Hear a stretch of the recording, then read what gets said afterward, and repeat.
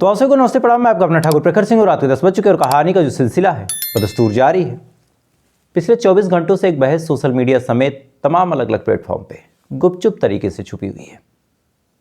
अब गुपचुप तरीके से इसलिए कह रहा हूं चूंकि ज़्यादातर लोग इस बारे में बात करते हुए भी सोच रहे यार कि कहीं हमको लोग पिछड़ी सोच का ना समझे।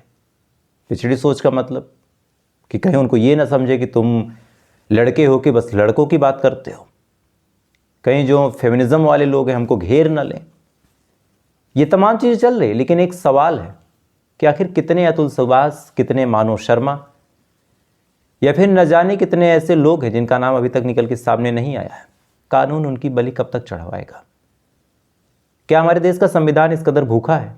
क्या हमारे देश का कानून, हमारे देश के कोर्ट कचहरी, हमारे देश के संसद भवन क्या इस कदर भूखे हैं कि हर 2-3 महीने पे एक ऐसे महिला से पीड़ित पति की बलि चढ़वाया जाए तभी उनका पेट भरेगा? कल मैंने जब इस टॉपिक पे वीडियो बनाया था तो एक सवाल एक महिला ने पूछा था कि आप ये क्यों नहीं देखते कि एक महिला के साथ कितना टॉर्चर होता है, एक महिला के ऊपर कितना अत्याचार होता है। एक कंपेयर करें कि महिलाओं को जितनी प्रताड़ना होती है उस मुकाबले में जो पुरुष महिलाओं से पीड़ित हैं उनकी तादाद कम है। अब उनके पक्ष के हिसाब से दो पार्टीज हैं, एक ने एक को मारा, एक ने दूसरे को मारा, तो जो ज़्यादा मार खा रहा है वही हमेशा सही होगा और उसके लिए कानून हो, इधर वाले के लिए कोई कानून ना हो। मेरे हिसाब से पूरी कहानी आपको डिटेल में बताऊंगा कि मानव शर्मा केस में क्या क्या हुआ था, बहन ने क्या कहा, पत्नी का क्या स्टैंड है, कौन से ऐसे सबूत है जो पत्नी को फंसा रहे, उसके बारे में डिटेल में बताऊंगा। लेकिन सबसे पहले मुझे लगा इस कमेंट के बारे में आपको बता दूं ताकि बाद में मैं शायद भूल जाऊं। मेरे हिसाब से चाहे 1000 महिलाएं हों, चाहे एक पुरुष, चाहे 1000 पुरुष हो, चाहे एक महिला, सबको बराबर इंसाफ मिलने से मतलब है। अगर मेरे साथ कुछ गलत होता है तो मुझे इस बात से सांत्वना नहीं दिया जा सकता कि महिलाओं के साथ भी अत्याचार हुआ है, उससे मेरा कोई लेना देना नहीं। अगर मेरे ऊपर महिला ने अत्याचार किया है तो किया है, या फिर किसी महिला को इस बात से सिंपैथी नहीं दी जा सकती कि भाई पुरुषों के साथ भी अत्याचार हुआ है। अतुल सुभाष और मानव शर्मा जैसे केस इस बात का एग्जाम्पल है कि अत्याचार हुआ है। उस महिला को इस बात से सिंपैथी नहीं दी जा सकती, उसको भी इंसाफ चाहिए। खैर, अब आपको पूरी अपडेट बताता हूं कि मानव शर्मा केस में शुरू से लेकर अंत तक क्या हुआ, पत्नी की कितनी गलती और कौन से ऐसे वीडियोस वायरल हुए हैं जिसके बाद ये लग रहा कि सच में पत्नी गलत है। पूरी कहानी आप जानिए। सबसे पहले थोड़ा सा डिटेल बता देता हूं मानव शर्मा की ज़िंदगी का, फिर कुछ बताता हूं। मानव शर्मा आगरा में पैदा हुए। एक बहन थी आकांक्षा जो इनसे बड़ी थी। इनके जो पिता थे नरेंद्र, वो आर्मी में एयरफोर्स में थे। माँ उनकी हाउसवाइफ थी घर में और अंकल भी रहते थे। ठीक ठाक फैमिली थी, एयरफोर्स में थे, इस वजह से बढ़िया पैसा कमाया उन्होंने।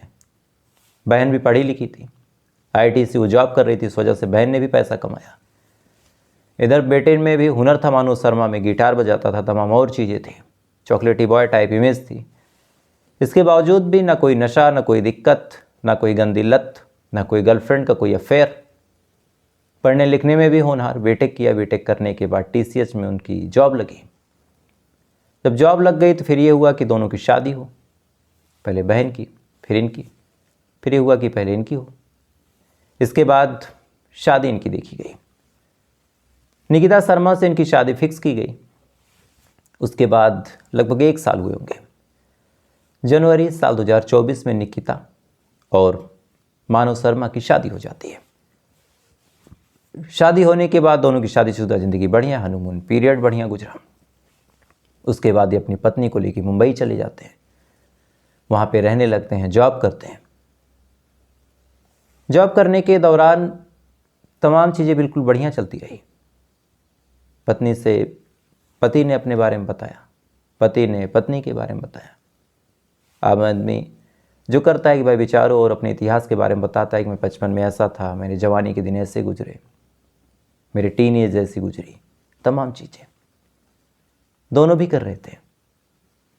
लेकिन मानव शर्मा ने जो कुछ बताया वो ठीक ठाक था, जस्टिफाइड था। मानव शर्मा ने यही बताया कि हाँ, एक बार मेरी लड़ाई हो गई थी, बचपन में बहन से मेरी मारपीट कैसे होती थी, एक बार पिता से मैं नाराज़ हो गया तो मैंने क्या किया था। लेकिन जब निकिता ने अपना मुंह खोला तो वो चीज़ें बता दी जो शायद एक आदमी अगर सुनेगा, सुनने के बाद टूट जाएगा। जब कहीं से मानु शर्मा को पता चला, अब इसमें भी दो पहलू आपको डिटेल में समझाऊंगा। कहीं से मानु शर्मा को जब पता चला कि उसकी पत्नी निकिता का किसी आकाश नाम के लड़के से अफेयर था, उसने पूछा। शुरुआत में निकिता ने मना किया। मना करने के बाद फिर जब इसने कहा अच्छा ठीक है बता दो, मैं कुछ नहीं बोलूँगा, इसने कहा कि हाँ मेरा बॉयफ्रेंड था। मानु शर्मा ने कहा भाई ठीक है, आज के टाइम में पास्ट किसका नहीं होता, बात आई गई हो गई। साल 2024 यानी 7-8 महीने शादी के बढ़िया गुजरे। बॉयफ्रेंड की बात हो गई, आदमी जान गया कि हाँ इसका बॉयफ्रेंड था, उसने इग्नोर कर दिया। साल 2025 आ गया। अब साल 2025 में धीरे धीरे जब लव स्टोरी टाइप जो रोमांटिक लाइफ चल रही थी वो ख़त्म हुई, थोड़ा सा प्रैक्टिकल लाइफ में दोनों पति पत्नी के तौर पे आए, किसकी क्या जिम्मेदारी है, किसका क्या काम है। अब तक तो यही था कि ये रोटी बनाती थी तो वो सब्जी बनाने आ जाता था। रोमांटिक तरीके से दोनों रहा करते थे, नई नई शादी थी, पत्नी को भी सारा पास्ट भूलने का मौका मिला था। लेकिन कहीं ना कहीं जब शादी के 1 साल गुजर गए तो पत्नी को भी तमाम पास्ट याद आने लगा। अब जब याद आया तो पत्नी ने ताना मारा, उसने कहा तुमसे अच्छा तो आकाश था। अब मानो ने पूछा ऐसा क्यों, क्योंकि मानो का जो नेचर था बड़ा सॉफ्ट हार्टेड था। ऐसा क्यों कह रहा हूँ, मनगढ़ंत नहीं है, आपको बताऊंगा आगे। इस पे उसने कहा कि उसके साथ सब कुछ मेरा था, उसके साथ मैं फिजिकल भी हुई थी, उसने कभी मुझे ब्लैकमेल नहीं किया, उसने कभी मुझे डाटा टॉन्ट नहीं किया, और आज भी मेरे पास मौका अगर मेरे हाथ में होता तो मैं उसी के पास चली जाती। अब मानो शर्मा जो कि दिल से बड़ा सेंसिटिव था, उसको लगा ये क्या बोल रही है लड़की। फिर थोड़ा सा उसे बुरा भी लगा, वो नाराज़ हुआ। उसने पूछा यार कि इससे पहले तुमने बताया कि बस बॉयफ्रेंड था, फिजिकल नहीं हुए थे हम दोनों के बीच कोई ऐसा रिलेशन नहीं बना था। इस पर उसने कहा यार तुम पागल हो, कौन सी ऐसी गर्लफ्रेंड, कौन सा ऐसा बॉयफ्रेंड आज के टाइम में होगा जिसमें बॉयफ्रेंड गर्लफ्रेंड के बीच फिजिकल रिलेशन ना हो। मानो शर्मा ने ये बात सुनने के बाद उसने कहा छोड़ो हटाओ, फिर ठीक ठाक तरीके से दोनों रहना शुरू करते हैं। फिर किसी बात पे लड़ाई हुई, फिर उसने कहा कि तुमसे अच्छा तो मेरा ये वाला बॉयफ्रेंड था, उसके साथ मैं यहां गई थी। इंटीमेशन के दौरान उसकी ऐसी ऐसी फैंटेसी थी, मुझे बड़ी अच्छी लगती थी। ये तमाम चीज़ें जब मानो शर्मा सुनने के बाद रोज़ टूटता, कभी किसी बॉयफ्रेंड के बारे में, कभी किसी बॉयफ्रेंड के बारे में, कभी कुछ और, कभी कुछ और। तमाम चीज़ें चलती रही, वक्त धीरे धीरे आगे बढ़ता रहा। इसी दौरान एक ऐसी बात पता चली जिसको जानने के बाद कोई भी आदमी होगा बर्दाश्त नहीं करेगा। थोड़ा सा और वक्त गुजरता है, धीरे धीरे दोनों के बीच तकरार बढ़ती रहती पास्ट को लेके, क्योंकि जब भी निकिता नाराज़ होती कुछ ना कुछ ऐसी बात बोल देती, कहीं ना कहीं से कोई ना कोई ऐसी बात पता चल जाती जो न बर्दाश्त के काबिल थी। पता चला कि निकिता शर्मा और उसके मामा, सगे मामा के बीच अफेयर था। अब ये बात जब मानो शर्मा को पता चली, मानो टूट गया। लगातार इसी बात को लेके कलेश, लगातार इसी बात को लेके झगड़ा। धीरे धीरे बात जब आगे बढ़ गई, झगड़े जब आगे बढ़ गए, परिवार को भी बीच में इन्वॉल्व किया गया। अब यहाँ से अलग अलग पहलू है। निकिता का कहना है, निकिता ने जो अपना वीडियो एक रिलीज़ किया सब कुछ होने के बाद, कि माँ बाप को सब पता था। माँ बाप ने कहा कि भाई मियाँ बीवी का मामला आपस में समझो। हर आदमी यही कहता है कि प्यार से रहो, आपस में डिसाइड कर लो। 2 दिन माँ बाप गए भी थे, समझाने बुझाने की कोशिश की थी, लेकिन निकिता जी रोज आप अपने इतिहास को कुरेद के बताएंगे। बॉयफ्रेंड होना गलत बात नहीं है, आज के टाइम में सबके होते हैं, एक नहीं मल्टीपल थे। इससे ये तो पता चला कि आप उन लड़कों को भी चीट कर रही थी। लेकिन अपने मामा के साथ आपका रिलेशन होना आपके चरित्र पे कहीं ना कहीं उंगली उठाता है। इस पे इनका कहना है कि मामा ने ज़बरदस्ती की थी। मामा ने ज़बरदस्ती की थी, आपने कंप्लेन क्यों नहीं लिखाई, आप तो इतनी इंडिपेंडेंट पढ़ी लिखी महिला थी। खैर ये तमाम चीज़ें चलती रही, लड़ाई झगड़ा हद से आगे जब बढ़ता रहा, बढ़ने के बाद फिर अंत में दोनों वापस आगरा आते हैं। इसी चंद दिन पहले आने के बाद दोनों ने डिसाइड किया कि हम तलाक ले लेंगे।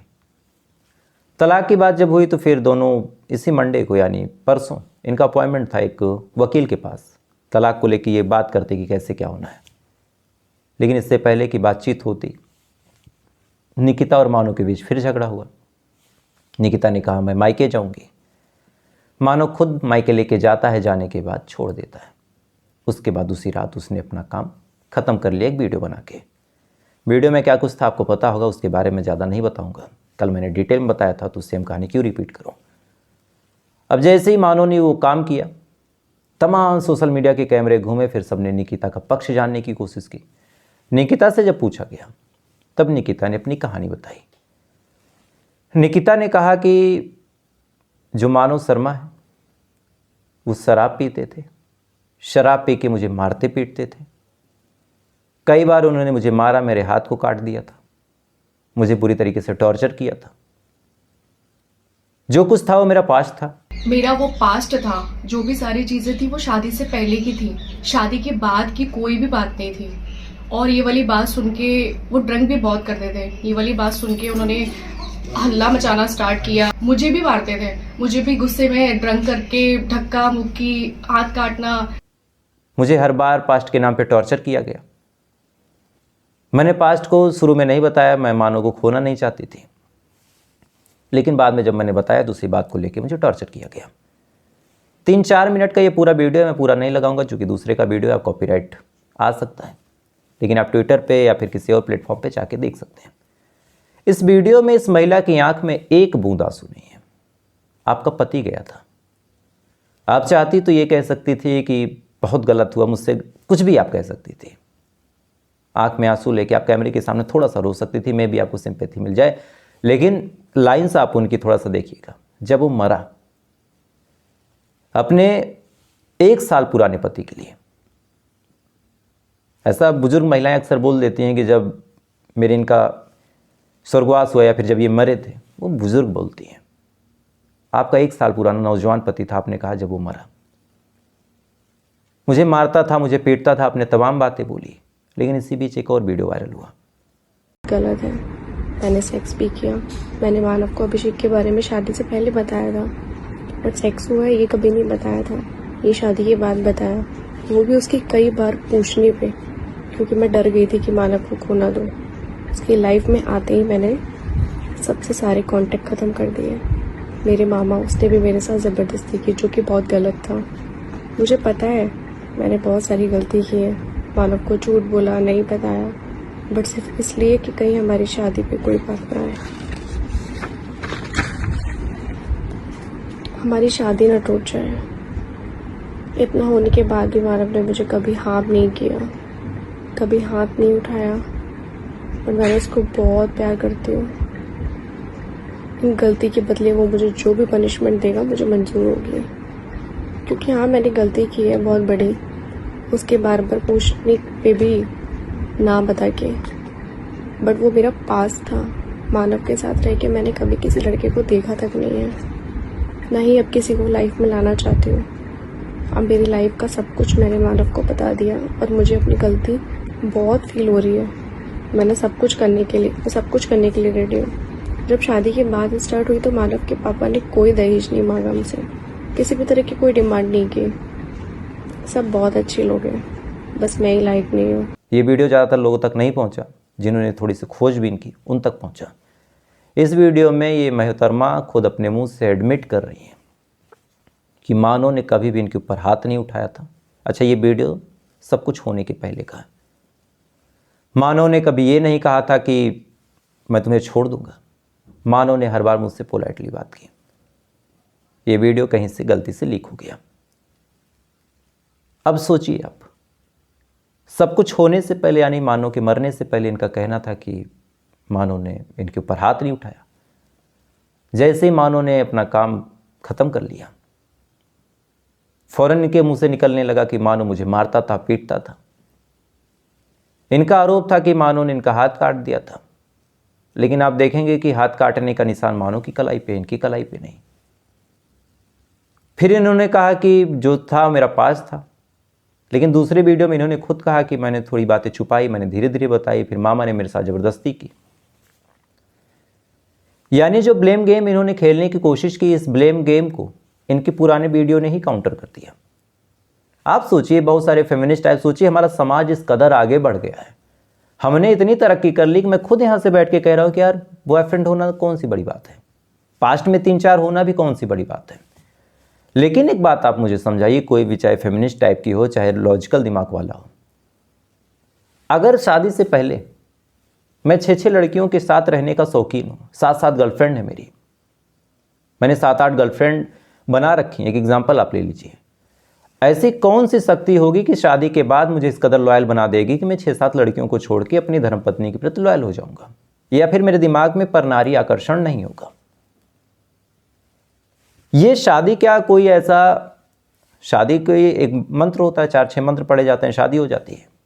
आज के टाइम में शादियां भी जल्दी में होती हैं, तो क्या कोई दिव्य शक्ति आएगी जो ये रक्षा करेगी कि शादी के पहले मैं चाहे जैसी थी, शादी के जस्ट बाद मैं इतनी लॉयल हो गई।